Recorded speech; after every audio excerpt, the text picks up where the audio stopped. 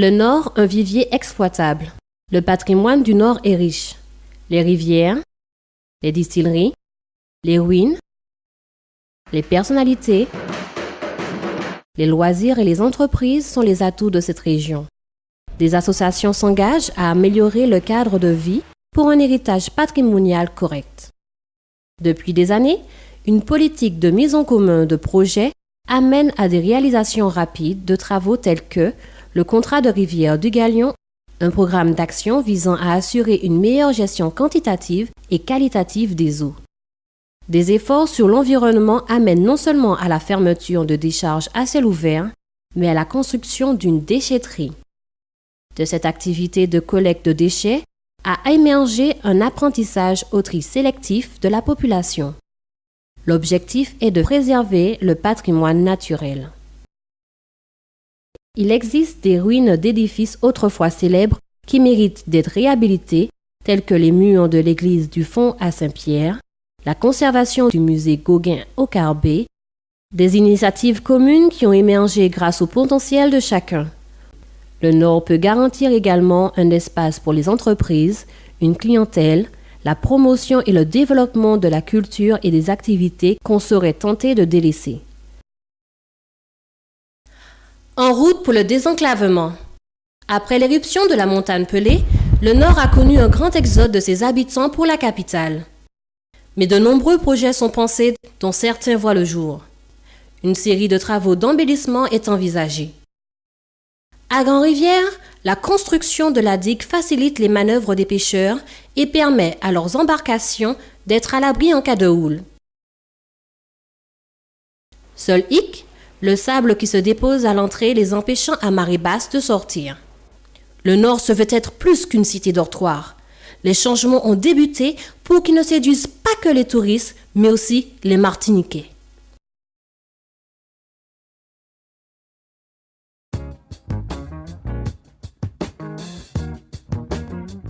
Le soutien. Voilà l'idée pour l'emploi et la création des richesses au nord de la Martinique.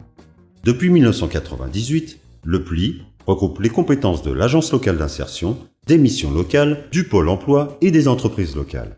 La mission, insérer les jeunes et les chômeurs de longue durée.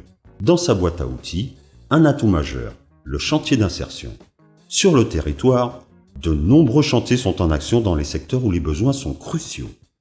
Le vrai succès des chantiers d'insertion, ce sont ses résultats. On compte 500 sorties positives entre 2003 et 2007. Cependant, les bons résultats ne sont pas le fruit du hasard. C'est-à-dire c'est une surveillance permanente et en plus de ça, je les note. C'est-à-dire comment je vais vous dire ça, j'ai des évaluations. Alors s'il fait quelque chose d'intéressant, il y a tout un suivi sur le chantier. Ils n'ont pas encore cet esprit parce que ce ne sont pas vraiment des peintres. Est-ce que c'est vraiment ce qu'ils veulent faire? Non, on ne sait pas.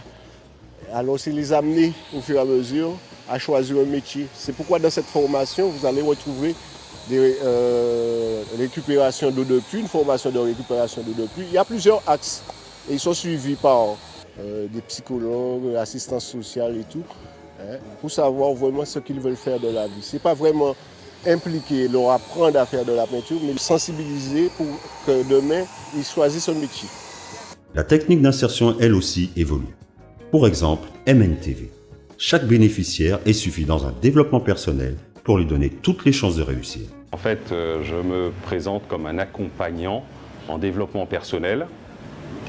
Et l'idée, c'est d'aider les personnes à trouver leurs ressources, déjà à identifier et conscientiser leurs ressources et ensuite les développer pour atteindre leur objectif.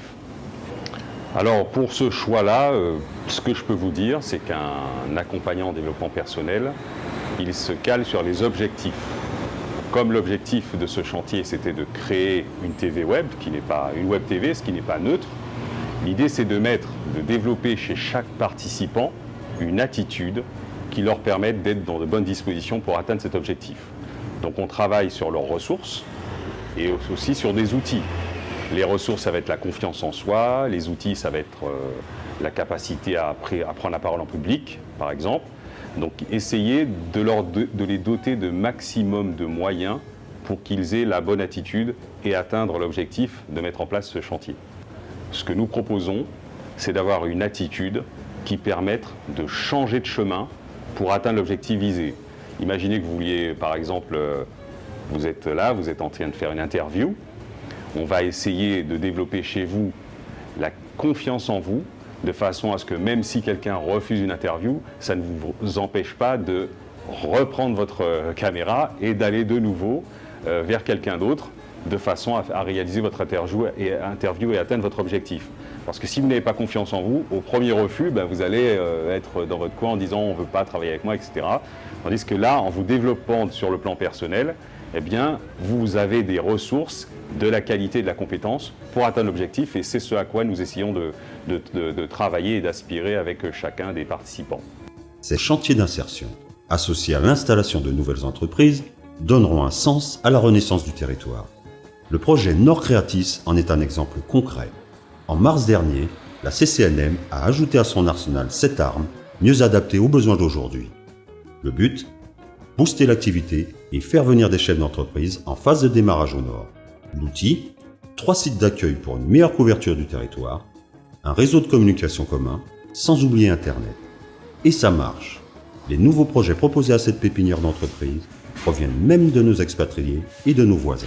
Nous avons des demandes de toute la Martinique, mais nous avons également des demandes qui viennent de France métropolitaine, de la Guadeloupe. Nous avons accueilli dernièrement des porteurs de projets de la Guadeloupe. Depuis ce 1er mars, nous avons accueilli 5 nouvelles entreprises. Donc ces entreprises sont sur 2 au Robert, sur notre site central du Robert, 2 au Carbet, sur la côte Caraïbe, et une entreprise au Lorrain. Donc les 3 sites de Nord Creatis aujourd'hui accueillent des entreprises dans des secteurs divers, puisque nous sommes une pépinière généraliste. Donc pour parler de ces 5 dernières entreprises, nous avons des cabinets conseils, des organismes de formation, une entreprise de télésecrétariat.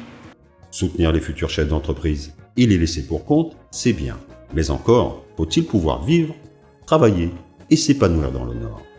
En mai dernier, 830 millions d'euros sur 5 ans ont été alloués au plan de relance du pays Martinique. Les nouvelles technologies font partie de ce plan. En ligne de mire, ce nouvel élan porté par la communauté des communes du Nord pour faire éclore les fleurs de son environnement numérique.